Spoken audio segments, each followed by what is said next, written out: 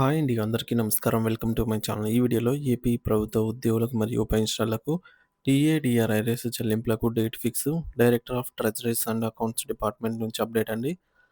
పూర్తి సమాచారాన్ని వీడియోలో తెలుసుకుందాము. వీడియో అయితే ఎక్కడే కానీ స్కిప్ చేయకుండా ఎండ్ వరకు చూసేయండి. అప్పుడు ఇన్ఫర్మేషన్ పూర్తిగా అర్థమవుతుంది.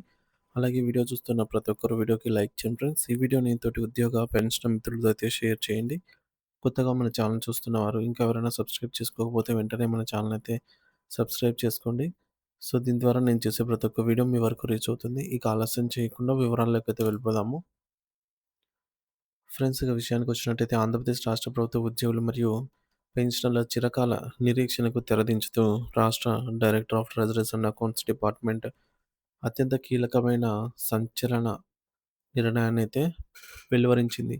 గత కొంతకాలంగా పెండింగ్‌లో ఉన్న కరువు భత్యం, డీఆర్ అరియర్స్ బకాయిల చెల్లింపులకు సంబంధించి అధికారికంగా తేదీలను ఖరారు చేస్తూ ఉత్తర్వులు జారీ చేసింది. ఇది లక్షలాది మంది ఉద్యోగ కుటుంబాల్లో నిజమైన పండుగ వెలుగులను నింపింది.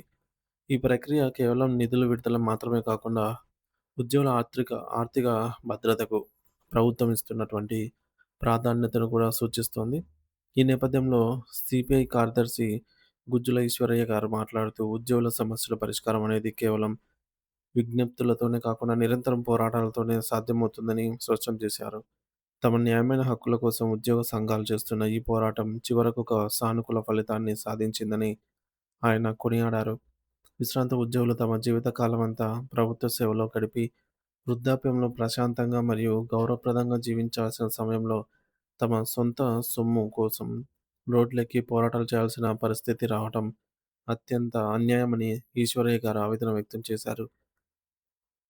సో, భావి జీవితం ఎటువంటి ఆర్థిక ఇబ్బందులు లేకుండా సాఫీగా గడవాలని ప్రతి పెన్షనర్ ఆశిస్తారు. కానీ ప్రభుత్వాల జాప్యం వల్ల మానసిక ఆందోళనకు గురవుతున్నారని ఆయన వివరించారు. దేశ ఆర్థిక రంగాన్ని మరియు పరిపాలనా యంత్రాంగాన్ని తమ భుజాల మీద మోసి బలోపేతం చేసిన ఉద్యోగుల కుటుంబాలకు కనీస ఆర్థిక రక్షణ కల్పించాల్సిన నైతిక మరియు రాజ్యాంగబద్ధమైన బాధ్యత రాష్ట్ర ప్రభుత్వంపై ఉందని ఆయన గుర్తు చేశారు. అందుకే పెండింగ్‌లో ఉన్న ప్రతి ఒక్క పైసా బకాయిని వడ్డీతో సహా వెంటనే చెల్లించాలని ఉద్యోగ సంఘాల నేతలు ముక్త కంఠంతో డిమాండ్ చేస్తున్నారు. మరోవైపు క్షేత్రస్థాయిలో ఉన్న సమస్యలను పరిశీలిస్తే విశాఖపట్నం జిల్లాలోని సీతమ్మధార వంటి అత్యంత రద్దీగా ఉండే పెద్ద సబ్ ట్రెజరీ పరిధిలో ఉన్న వేలాది మంది పెన్షనర్లకు ఇటీవల కాలంలో రావాల్సిన డీఆర్ అరియర్స్ సకాలంలో జమ కాలేదని వెల్లడైంది. ట్రెజరీ వ్యవస్థలో తలెత్తిన కొన్ని సాంకేతిక లోపాలు లేదా నిధుల క్లియరెన్స్‌లో జరిగిన జాప్యం వల్ల ఈ పరిస్థితి తలెత్తింది. మరి దీనివల్ల ఆ ప్రాంత పెన్షనర్లు తీవ్ర ఇబ్బందులు ఎదుర్కొంటున్నారు. అయితే ఈ సమస్యను తీవ్రంగా పరిగణించిన joint director treasuries and accounts department శాఖ ఎవరికైతే ఆహ్, బకాయిలు నిలిచిపోయాయో వారికి ఈ నెల 15 తేదీ నుంచి 21 తేదీ లోపల ఖచ్చితంగా డీఆర్ అరియర్స్ జమ చేయబడతాయని ఒక స్పష్టమైన మరియు అధికారిక హామీని అయితే ఇచ్చారు. మరి ఈ 6 రోజుల వ్యవధిలో నిధుల బదిలీ ప్రక్రియను పూర్తి చేసి ప్రతి ఒక్కరి పెన్షనర్ ఖాతాలో నగదు చేరేలాగా చర్యలు తీసుకుంటామని ఆయన ధీమా వ్యక్తం చేశారు.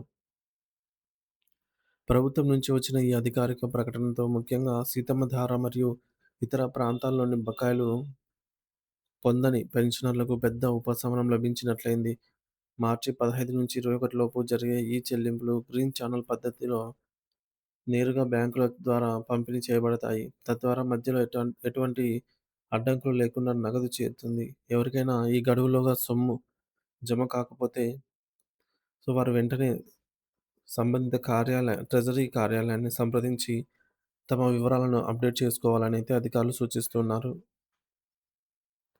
ఇక రాష్ట్ర వ్యాప్తంగా ఉన్న 5.7 లక్షల మంది ఉద్యోగులకు మరియు సుమారు 4 లక్షల మంది పెన్షనర్లకు ఈ వరుస ఆర్థిక నిర్ణయాలు ఎంతో భరోసానిస్తున్నాయి. రాబోయే రోజుల్లో మిగిలిన పెండింగ్ బిల్లులు మరియు పీఆర్సీ అమలు దిశగా కూడా ప్రభుత్వం సానుకూలంగా నిర్ణయాలైతే తీసుకోవాలని అప్పుడే ఉద్యోగ వర్గాల్లో పూర్తి స్థాయిలో విశ్వాసం పెరుగుతుందని సంఘం నేతలు విన్నవిస్తున్నారు.